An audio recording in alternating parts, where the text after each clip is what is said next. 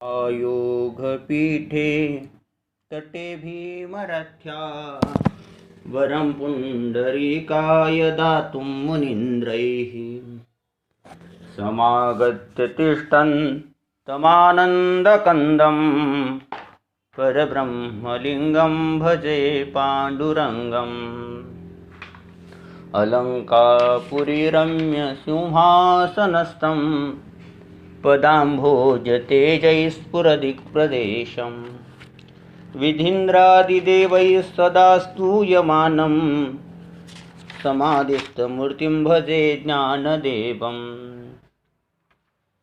नमो सद्गुरु तुकया ज्ञानदीपा नमो सद्गुरु सच्चिदानन्दरूपा नमो सद्गुरु भक्तकल्याणमूर्ति नमो सद्गुरु भास्करा पूर्णकीर्ति सम्पाद्य ज्ञानं च विदाय भक्तिं विलोकितो येन समाधिराजः वैराग्ययुक्तं सुविचारवन्तं नमामि चोगं शिरसा गुरुन्तम् ॐ नमोजी आद्या वेद प्रतिपाद्या जय जय स्वसंवेद्या आत्मरूपा देवा तुची गणेशु सकलार्थमती प्रकाशु म्हणे निवृत्तीदासु अवधारितोजी आता अभिनव वाग विलासिनी जे चातुर्यार्थ कला कामिनी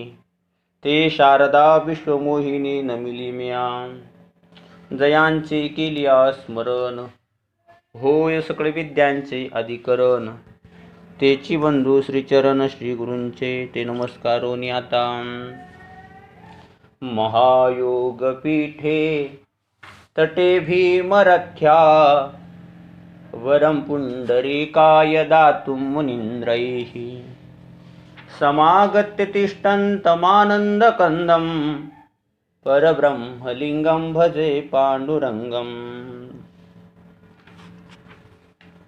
अखिलकोट ब्रह्मांड नायक पुंडलिक वरद रुक्मिणी रमण भगवान पंढरीश परमात्मा या भगवान पंढरीश परमात्म्याचं वर्णन करणार भगवान परमात्म्याचं व्यापक ब्रह्मरूपतेचं आणि मंगल लीलांचं दर्शन घडविणार श्रीमदाद्य शंकराचार्यजी महाराज विरचित पांडुरंगाष्टकम स्तोत्र आणि या स्तोत्रातील हा पहिला श्लोक आहे. या श्लोकावर चिंतन करण्यापूर्वी अखिलकोट ब्रह्मांड नायक भगवान पंढरीश परमात्मा विश्वमाऊली भगवान श्री ज्ञानोबाराय शांती ब्रह्म श्रीमंत श्री नाथ बाबा जगद्गुरु तुकोबाराय स्वानंद सुखनिवासी सद्गुरु जोग महाराज आदी करून सकल संत महात्म्यांच्या चरणी श्री गुरूंच्या चरणी नम्र अभिवादन करून नमस्कार करून श्री गुरु चरणांना नमस्कार करून आपण या पांडुरंग अष्टकम स्तोत्राचा विचार करणार आहोत. पांडुरंग अष्टकम या स्तोत्राचा विचार करण्यापूर्वी हा जो श्लोक या श्लोकाची अर्थात या पांडुरंग अष्टकम या स्तोत्राची रचना ज्यांनी केली आहे ते आहे श्रीमदाद्य शंकराचार्यजी महाराज. श्रीमदाद्य शंकराचार्यजी महाराज आहे त्यांच्याविषयी थोडासा विचार करून आपण या स्तोत्रात विचार करणार आहोत. खऱ्या अर्थानं आचार्यांचा जर विचार केला तर वेदाः सर्व हितार्थाय ते सगळ्या जगाला सांगितलं त्यांनी आणि त्यांनी सांगितलं की वेदाचं जे तात्पर्य आहेत हे खऱ्या अर्थानं कर्म किंवा उपासना हे सांगण्यात वेदाचं तात्पर्य नाही आहे. वेदाचं तात्पर्य अर्थ काय असेल तर ते आहे जीव ब्रह्माचं ऐक्य प्रतिपादनात आहेत.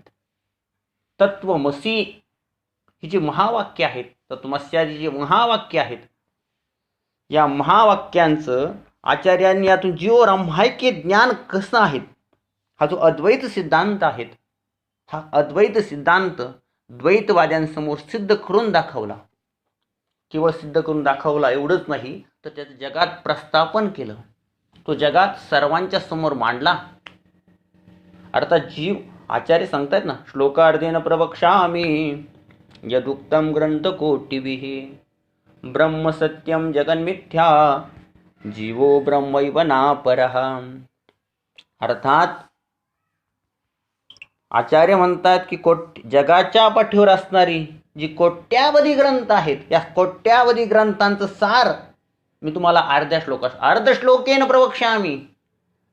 यद कोटिभिः ग्रंथैः उक्तम तद तद अर्धश्लोकेन प्रवक्ष्यामि. अर्ध्या श्लोकात सांगतो, अर्ध्या श्लोकात. काय सांगा ना. त्यातल्या 3 महत्त्वाच्या गोष्टी. ब्रह्म सत्यम, जगात काय असेल तर ब्रह्म हेच सत्य आहेत. जगन्मिथ्या, जगत हे मिथ्या आहेत. आणि जीवो ब्रह्मैव नापरः, जीव आणि परमात्मा अर्थात ब्रह्मस्वरूप वेगळं नाहीये, हाच आचार्यांचा सिद्धांत आहे. अर्थात अद्वैत प्रतिपादन करणं किंवा अद्वैताचे प्रतिपादक त्याचे प्रवर्तक आचार्य आहेत.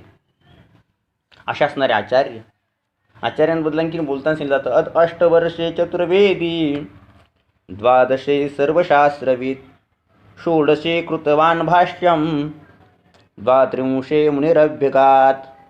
अर्थात 8 वर्षात असताना 4 वेदांचं अध्ययन आचार्यांचं झालेलं आहे. 12 वर्षापर्यंत सर्व शास्त्रांना जाणतात आणि 16व्या वर्षापर्यंत आचार्यांनी त्यामध्ये उपनिषद असतील, श्रीमद भगवद्गीता आहेत, ब्रह्मसूत्र आहेत, त्या सर्वांवर भाष्य केलेलं आहे आचार्यांनी. फारच मोठा अधिकार आचार्यांचं या ठिकाणी आहेत. आणि अशा असणारे आचार्य जे अद्वैत प्रतिपादक आहेत. असं असताना या आचार्यांबद्दल आणखी बोलत असताना म्हणावं लागेल, आपले जे विश्वमौल्य अनुभवराय आहेत, आपले वारकरी संप्रदायात जी प्रमुख ग्रंथ आहेत किंवा आपल्या वारकरी संप्रदायात ज्यांना प्रस्थानत्रयी असं म्हणतात, त्यामध्ये असेल गाथा, त्यामध्ये ज्ञानेश्वरी आहे, भागवत आहेत, जगद्गुरु तुकोबरायांची गाथा आहेत. या 3 ग्रंथांना वारकरी संप्रदायात प्रस्थानत्रयी असं म्हणतात. आणि या आपल्या संप्रदायातील या प्रस्थानत्रयीचे जे रचयिते आहेत, विश्वमौली भगवान श्री ज्ञानोबराय, त्यांनी सुद्धा म्हटलेलं भाष्यकारा ते वाटपुस तू. अशा शब्दामध्ये आचार्यांचा गौरव केलेला लक्षात येतो. श्रीमंत श्री नाथबाबा सुद्धा आचार्य श्रीमद शंकराचार्यांचं वर्णन करताना म्हणतात की बंधू आचार्य शंकरू, जो ग्रंथार्थ विवेक चतुरू, सारो निकर्मटतेचा विचारू, प्रबोध दिन करू प्रकाशिला. नाथबाबा म्हणतायत, त्या आचार्य असणाऱ्या शंकराचार्यांना मी वंदन करतो, आपण वंदन करू, की जे ग्रंथार्थ विवेक चतुरू, ग्रंथामध्ये ग्रंथाचा विवेक करण्यामध्ये चतुर आहेत, ज्यांनी कर्मठतेचा विचार दूर करून ज्ञानरूपी सूर्याला, या ज्ञानरूपी सूर्याचं प्रकाशन केलेलं आहे किंवा ज्ञानरूपी सूर्य प्रगट केलेला आहे. असे जे आचार्य आहेत किंवा जगद्गुरु तुकोबराय म्हणतात, तुका करी प्रणिपात दंडवत आचार्या.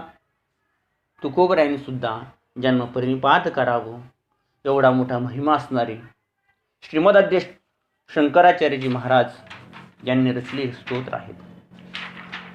श्रीमद शंकराचार्यजी महाराज जेव्हा भाष्य वगैरे करतायत आणि धर्मरक्षणासाठी, तत्वज्ञानाच्या रक्षणासाठी, प्रचार करण्यासाठी आसेतू हिमालय अर्थात संपूर्ण भारतभर भ्रमण करतायत.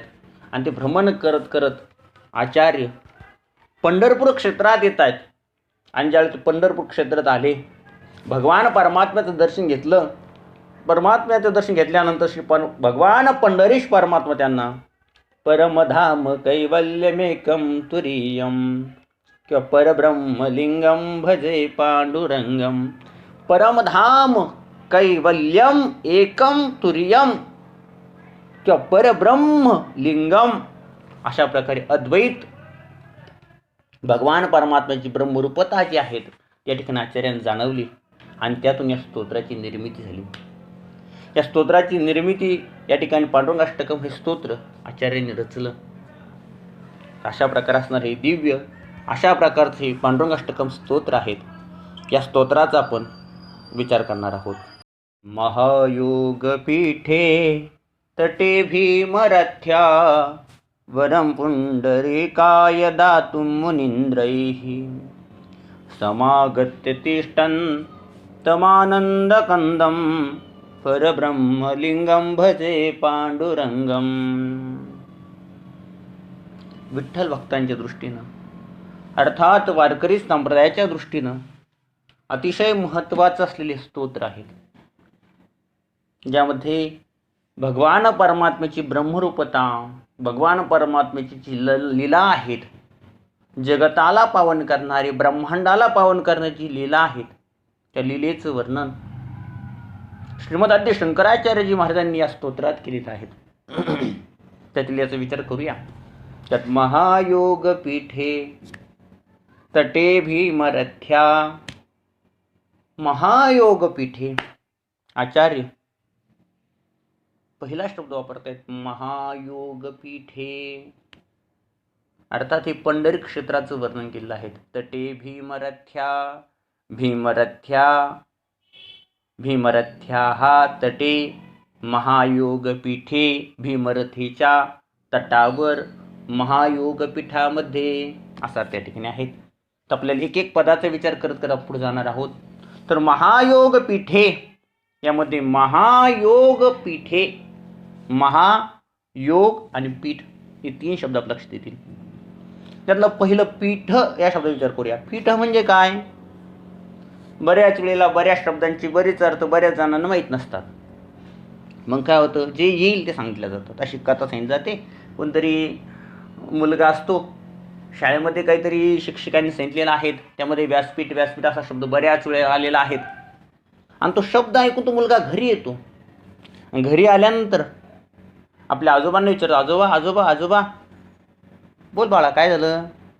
आमच्या शाळेमध्ये व्यासपीठ आहेत, असं शिक्षकांनी व्यासपीठ व्यासपीठ असं काहीतरी म्हटले. ते व्यासपीठ कसं असतं तुम्हाला माहिती आहे का हो? तुम्ही पाहिलेले कधी व्यासाचं पीठ? त्या आजोबांच्या लक्षात आले व्यासपीठ म्हणजे नेमकं काय असावं.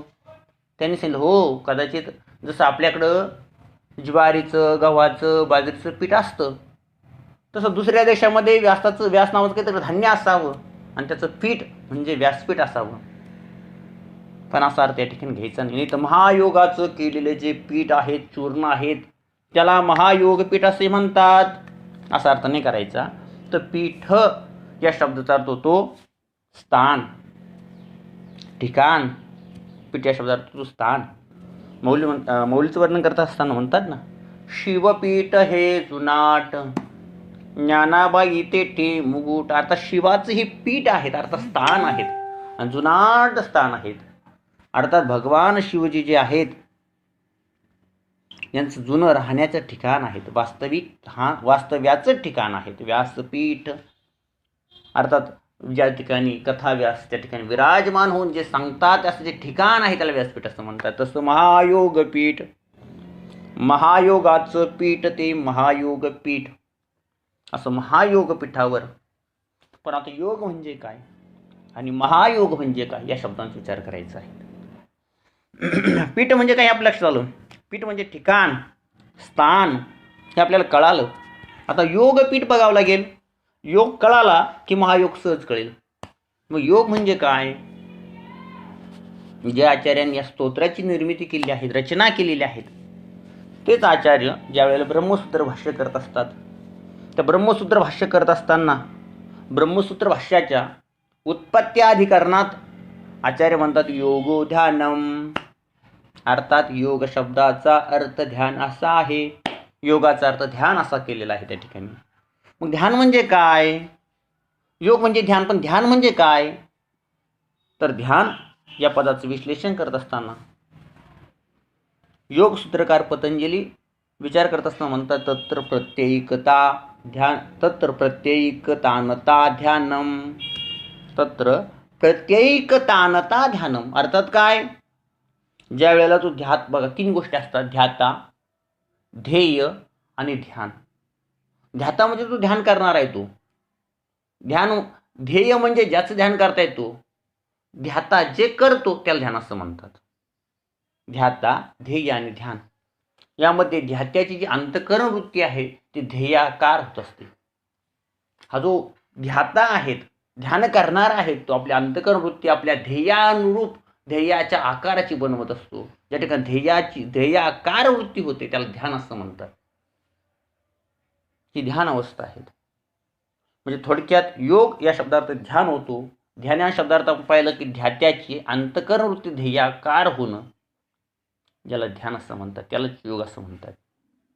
योग कळाला, पण आपल्याला योग नाही बघायचं नुसता, आपल्याला महायोग पाहायचं आहे. तर या योगाची पुढची जी अवस्था असते, योगाची पुढची अवस्था त्याला महायोग. जसं आपण पाहिलं मार्ग रस्ता आणि महामार्ग मोठा मार्ग म्हणजे महामार्ग. बली बलवान आणि त्यापेक्षा जास्त बलवान जो आहे तो महाबली. ऐक नाही, बलवान महाबली, युग महायुग अशा प्रकारचे. त्यापेक्षा मोठं जर असेल तर त्या ठिकाणी महा शब्द वापरला जातो.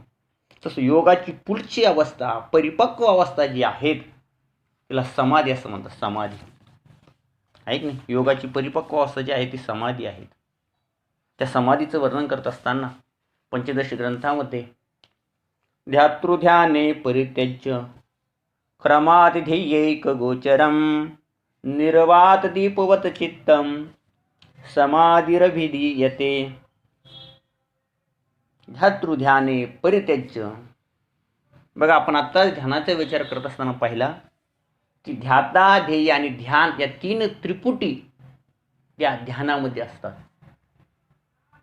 ध्याता जो असतो ते आपल्या अंतःकरण ध्येयाकार बनवत असतो, परंतु एक वेळची अशी अवस्था येते की आता या ठिकाणी त्रिपुटीचा बाद होऊन या ठिकाणी ध्यान किंवा ध्याता शिल्लक राहते. ध्यातृ ध्याने अर्थात ध्याता आणि ध्यान या दोन गोष्टी जाऊन त्या ठिकाणी फक्त ध्येयाकारताच असते.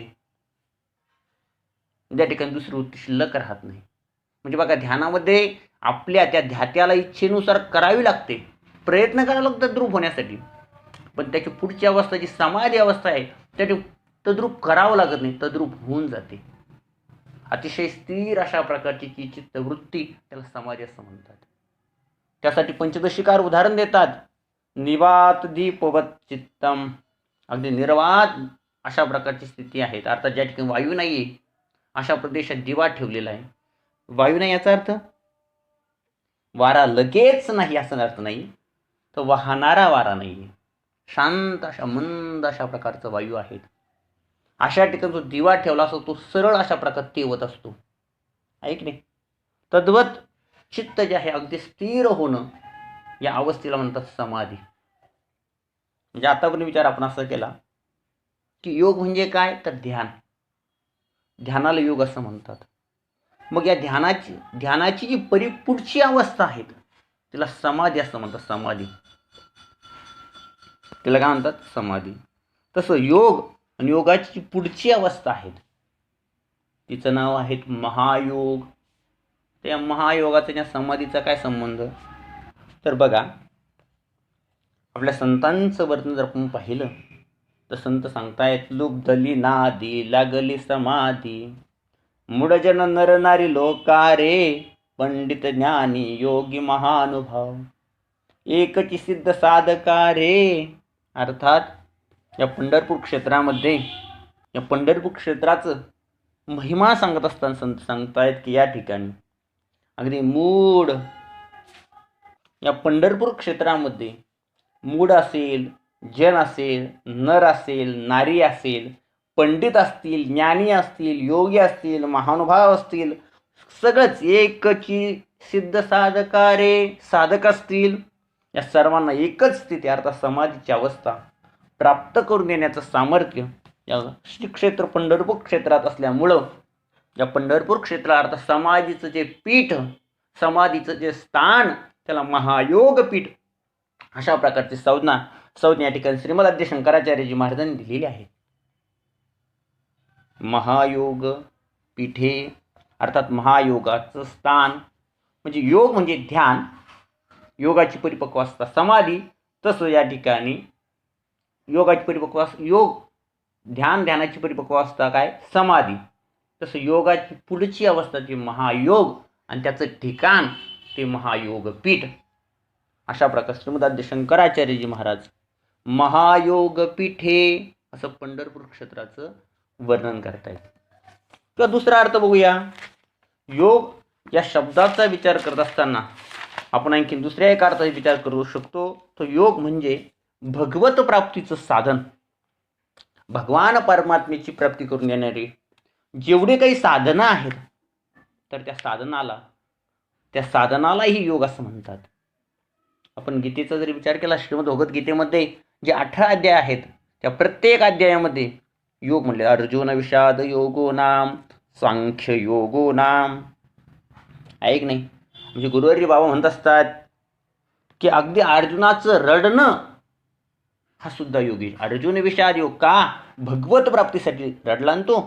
म्हणून भगवत प्राप्ती करून येणार जे साधन आहेत त्याला योग असं म्हणतात. भगवान परमात्मा भागवताचा जर विचार केला तर भागवतामध्ये म्हणतात, योगास्त्रयो मया प्रोक्ता नृणां श्रेयो विदित्सया ज्ञानं कर्म च भक्तिश्च नोपायोन्यस्ति कुत्रचित. परमात्मा म्हणतात, मया त्रयः योगाः प्रोक्ताः. मया त्रयः योगाः प्रोक्ताः. अर्थात मी 3 योग सांगितले. काय सांगितले? नृणां श्रेयो विदित्सया, मानवाच्या परमकल्याणासाठी सांगितले. कोणते 3? ज्ञानम कर्मच भक्तिश्च. ज्ञान, कर्म आणि भक्ती. याशिवाय न अन्यः उपायः अस्ति कुत्रचित न अन्यः उपायः अस्ति. यापेक्षा वेगळा उपाय नाही. हे भगवत प्राप्तीची साधनं आहेत, ज्ञान कर्म भक्ती, ज्यांना परमात्मा योग असं म्हणतात. आणि जगद्गुरु तुकोबराय म्हणतात ना, हिची ज्ञान भक्ती कर्म या सर्वांची जी साधनं आहेत हे पंढरपूरमध्ये फलद्रूप होतात. काय नव्हे केले एका चिंतिता विठ्ठले, सर्व साधनांचे सार भवसिंधू उतरी पार. जगद्गुरु तुकोबराय पुढे म्हणतात, योग याग तपे केली तयाने आमुपे. त्यानं योग याग तप एकदा दोनदा नाही केली तयाने अमुपे. अमूप अशा प्रकारची ही साधनं केलेली आहेत. याचं फळ त्याला काय नव्हे केले एका चिंतिता विठ्ठले. त्या भगवान परमात्म्याच्या चिंतनात सर्व प्राप्त होतं. म्हणतो परमात्मा महायोग आहेत. आणि असा असणारा महायोग परमात्मा ज्या ठिकाणी वास्तव्य करतो, त्या महायोग असणाऱ्या परमात्म्याचं वास्तव्य करण्याचे ठिकाण ते महायोगपीठ. महायोगपीठे असं महायोगपीठ. किंवा तिसरा एक अर्थ बघायचा झाला तर भगवान परमात्मा गीतेमध्ये 12व्या अध्यायात भगवत प्राप्तीची महत्वाची 4 साधने त्या ठिकाणी सांगतात. भगवान परमात्मा 12व्या अध्यायात म्हणतात की मय्येव मनादत्स्व मयि बुद्धिं निवेशय निवशिष्यसि मय्येव अतवृद्वां न संशयः. परमात्मा सांगतात, मयी एव मनादत्स्व. हे अर्जुना, काय कर? माझ्या ठिकाणी मन ठेव. मयि बुद्धिं निवेशय, माझ्याच स्वरूपात बुद्धीचा प्रवेश कर. माझ्या ठिकाणी बुद्धीचा प्रवेश कर, बुद्धी ठेव. जर असं केलं ना तर मयी एव निवशिष्यसि, माझ्यामध्येच तू राहशील. अतवृद्वां न संशयः, यामध्ये संशय नाहीत. तू माझ्या ठिकाणी या ठिकाणी वास्तव्य करशील, मत्स्वरूप होशील, यामध्ये शंका नाही, संशय नाही. अर्थात मन बुद्धी भगवान परमात्म्याच्या ठिकाणी ठेवणं हे पहिलं साधन सांगितलं. किंवा परमात्मा अर्जुन सांगतो, ठीक आहे, हे शक्य नसेल तर दुसरं साधन सांगताना म्हणता, अभ्यास योगेन ततो माम्युक्षाप्तुं धनंजय. भगवान परमात्मा अर्जुन सांगता, अर्जुना, हे जर तुला शक्य नसेल तर काय कर? ततः, तर त्यानंतर अभ्यास योगेन माम्युक्षाप्तुं आहे, माम इच्छ आप्तुम. हे धनंजय अर्थ, हे अर्जुना, अभ्यास योगाने माम आप्तुम इच्छ, माझी प्राप्ती करून घेण्याची इच्छा कर. अर्थात अभ्यास योगाने माझ्या ठिकाणी येण्याची इच्छा कर, प्रयत्न कर. अर्थात अभ्यास योगाचा आश्रय घे. त्यानंतर ही शक्य नसेल, परमात्मा दयाळू आहेत, हे जर शक्य नसेल ना तर मग पुढचं साधन सांगतात, अभ्यासप्य समर्थोसी मत्कर्म परमो भव. अभ्यासे अपि असमर्थ आसी, जर अभ्यासात सुद्धा जर तू असमर्थ असतील तर मत्कर्म परमो भव, तर माझ्याविषयी माझ्या इच्छेनं माझ्यासाठी कर्म करणारा हो. अभ्यासावरून फारच विष्णूमौलीनं वर्णन केलं.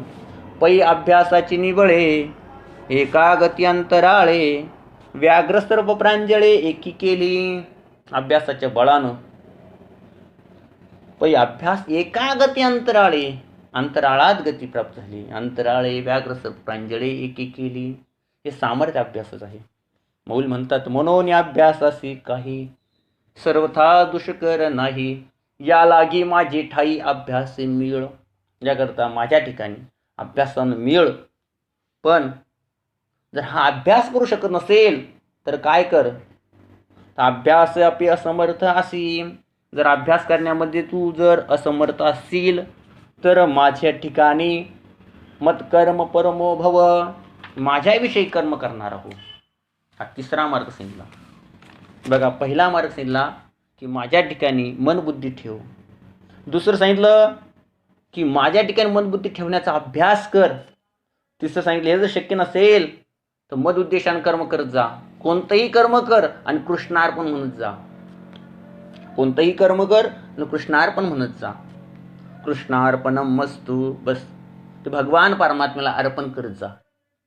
पण कदाचित हेही शक्य नसेल, मग काय कर, सर्व कर्म फल त्यागम ततत कुरु यतात्मवान, सर्व कर्माचा फलत्याग कर अर्जुना. आणि हा जो फलत्याग आहे ना, हा शेवट सांगितले चौथं साधन. हा काय आहे हे सांगताना माऊली म्हणतात, अर्जुना हा फलत्याग आवडे की रस लग, परियोगा माझी योग धुरेचा हा जो फलत्याग आहे वर पाहताना सामान्य वाटत असेल, पण हा योगा माझी योग धुरेचा, हा धुरेचा योग आहे. अर्थात योगामध्ये श्रेष्ठ योग आहेत, यालाच महायोग म्हणतात. श्रेष्ठ योग म्हणजे महायोग, किंवा ही चारही योग आहेत. भगवान परमात्म्याच्या ठिकाणी मन बुद्धी ठेवणं असेल, अभ्यास योगाचं अनुष्ठान असेल, भगवतार्पण बुद्धीनं कर्म करणं असेल, किंवा सर्व कर्मफलाचा त्याग करणं असेल, हे चारही योग श्री पंढरपूर क्षेत्रात या ठिकाणी घडतात. बघा, पहिलं आहे मनबुद्धी भगवान परमात्म्याच्या ठिकाणी ठेवणं. आपली जी संत महात्मे आहेत वर्णन कर, देखिले तुमचे चरण निवांत राहिले मन, कास याते जिन प्राण आपुलागे माये. मौली म्हणतात ना, तुमचे चरण देखिले मन निवांत राहिले, मन निवांत राहिलं. अर्थात मय्ये मन आदत्स्व, ऐक नाही, किंवा जगद्गुरु तुकोबराय म्हणतात, आता कोठे धावे मन तुझे चरण देखलिया. आता कुठं मन धावणार आहे देवा, तुझं चरण पाहिलं ना, तुमचं चरण पाहिल्यानंतर मन स्थिर झालं. अर्थात मन स्थिर त्या ठिकाणी होतं. पहिलं साधन पंढरपुरात घडतं. दुसरं आहे अभ्यास. मौली पुंडलिकरायांचं वर्णन करत असताना म्हणतायत, जन्मोजन्मीच्या सायासी विठ्ठल लादला पुंडलिकासी, पूर्वी पुण्य केले वो माये विठे लादले या विठोबाचे पाय. अर्थात जन्मोजन्मीच्या सायासी, अर्थात पुंडलिक रायाने केलेला जन्मोजन्मीचा अभ्यास, त्याचं फल म्हणजे भगवान परमात्मा आहे. किंवा तिसरं जे आहेत, भगवत उद्देशाने कर्म केलं पाहिजे. तर जगद्गुरु तुकोबरायसारखे महात्मे सांगतात, पंढरीची वारी आहे माझे घरी, अनेक न करी तीर्थव्रत, व्रत एकादशी करीन उपवासी, गायीन अहर्निशी मुखी नाम, नाम विठोबाचे घेईन मी वाचे, बीज कल्पांतीचे तुका म्हणे. अर्थात मला जर करायचं काय असेल तर पंढरपूरची वारीच करेल. तीर्थ व्रत माझ्या दृष्टीने सर्व काही आहे तेच आहेत. व्रत कोणतं असेल तर एकादशीच करेल, अर्थात भगवदार्पण बुद्धीनंच करणार. या ठिकाणी संतांची कोणतंही कर्म असेल, कांदा मुळा भाजी अवघी विठाबाई माझी, लसूण मिरची कोथिंबिरी अवघा झाला माझा हरी. अर्थात भगवत भक्तांचं सर्वच कर्म हे भगवदार्पण बुद्धी नसतं. म्हणून तिसरंही साधन या ठिकाणी घडतं. आणि चौथं जे आहे, सर्व कर्म फल त्यागम, सर्व कर्माचा फलत्याग. आपण जर पाहिलं संतांच्या सर्व कर्मालाही, कारण जो आहेत सर्व कर्माचं फलत्याग संत महात्मे करतात. एवढंच नाही तर वर्णाभिमान विसरली याती, एकही कालोटांगणी जाती रे. किंवा दोन्हीच हाट भरले घन दाट, अपार मिळाले वारकरी रे. नवजू म्हणती आम्ही वैकुंठा, जी देखिली पंढरी रे. हे बघा 2 पदामध्ये वर्ण विसरले, अभिमान विसरले, याती विसरणं सर्व. आज कर्म फलाला कारण मी कोण आहेत हेच विसरले तर पुढचं घडणार कर्माचा सहज त्या ठिकाणी त्याग होतो. किंवा नवजो म्हणती आम्ही वैकुंठाला जाणार. आता वैकुंठ जे आहेत सर्वश्रेष्ठ जे वैकुंठ मानलेलं आहे त्या वैकुंठाचा सुद्धा त्याग करतात. तर इतर फलाचा त्याग करणं काही विशेष आहे का? म्हणून आपण आत्ताच या सर्व बोलण्याचा सारांश असा आहे की भगवान परमात्म्याने जी 4 साधनं सांगितले की ज्यामध्ये मन बुद्धी भगवत ठिकाणी ठेवणं, भगवत उद्देशानं अभ्यास करणं, भगवत अर्पण बुद्धीनं कर्म आणि सर्वात शेवटी या सर्व कर्मफलाचा त्याग करणं, हे जे आहेत हे योग आहेत. आणि आज सर्वांचा संगम ज्या पंढरपूर क्षेत्रात आहे ते पंढरपूर क्षेत्र म्हणजे महायोगपीठ आहेत. ठीक आहे. त्यानंतर या योग शब्दाचा आणखीन एक भाव सांगायचा झाला तर श्रीमद आद्य शंकराचार्यजी महाराज या योग या शब्दाचा अर्थ सामर्थ्य असाही करतात. आपण श्रीमद भगवद्गीतेमध्ये 11व्या अध्यायातला जो श्लोक आहे, मया प्रसन्नेन तवार्जुनेदं रूपं परमदर्शितमात्मयोगात् तेजोमयं विश्वमनन्तमाद्यं यन्मे त्वदन्येन न द्रष्टुपूर्वम. त्या ठिकाणी बघा, त्या ठिकाणी दर्शितमात्मयोगात, योग शब्द आहे. योग दर्शितम आत्मयोगात योग आहे ना. या योग शब्दावर भाष्य करत असताना श्रीमद आद्य शंकराचार्यजी महाराज म्हणतात आत्मनः ऐश्वर्यस्य सामर्थ्यात. अर्थात योग या शब्दाचा अर्थ आचार्यांनी त्या ठिकाणी सामर्थ्य असाही केले सापडतो. सामर्थ्याचा शक्ती हा अर्थ, योग म्हणजे सामर्थ्य किंवा शक्ती असा अर्थ घेतला तर ज्या ठिकाणी अनेक शक्ती एकत्र येतात त्याला महायोगपीठ असं म्हणतात. पण साधारण एक विचार करत असताना आपण जर पाहिलं तर भगवान परमात्मा अर्जुनाला विभूती सांगत असताना म्हणतात कीर्ती श्रीर्वाक्च नारीणाम स्मृतिर्मेधा धृती क्षमा. अर्थात या 7 विभूती आहे. कीर्ती, श्री, वाक्, स्मृती, मेधा, धृती, क्षमा. अर्थात कीर्ती, क्षमा, वाक्, स्मृती, मेधा, धृती आणि क्षमा. बघा, कीर्ती ही अर्थात कीर्ती, श्री, वाक्, स्मृती, मेधा, धृती आणि क्षमा याच्या 7 आहेत. मौल्यांचं वर्णन करत असताना एवं नारी माझारी या 7 ही शक्ती मी अवधारी, ऐसे संसार गज केशरी म्हणता झाला. एवं अशा प्रकारे या नारी जातांमध्ये अर्थात स्त्री जातीमध्ये या 7 विभूती माझ्या आहे. आणि या 7 विभूतीने संपन्न असणारा परमात्मा एक विभूती म्हणजे शक्ती आहेत. कीर्ती ही योग आहेत म्हणजे शक्ती आहेत. शक्ती म्हणजे योग आहेत. एक विभूती म्हणजे शक्ती आहेत तीच योग आहेत. पण अशा अनेक शक्ती एकत्र येतात. 7 शक्त्यांचे एकत्रीकरण ज्या ठिकाणी आहेत असा भगवान परमात्मा महायोग आहेत. आणि असा महायोगाचा अर्थ त्या भगवान परमात्म्याचं ठिकाण जे आहेत ते महायोगपीठ आहेत. किंवा आणखीन एक शेवटचा भाव सांगूया आणि थांबूया. तर या ठिकाणी महायोग, योग शब्दाचा विचार करत असताना आणखीन योग संयोग इत्युक्तो जीवात्म परमात्मनो. अर्थात योग या शब्दाचा एक होतो जीव आणि परमात्म्याचा संगम. जीव आणि परमात्म्याचा संगम यालाही योग असं म्हणतात.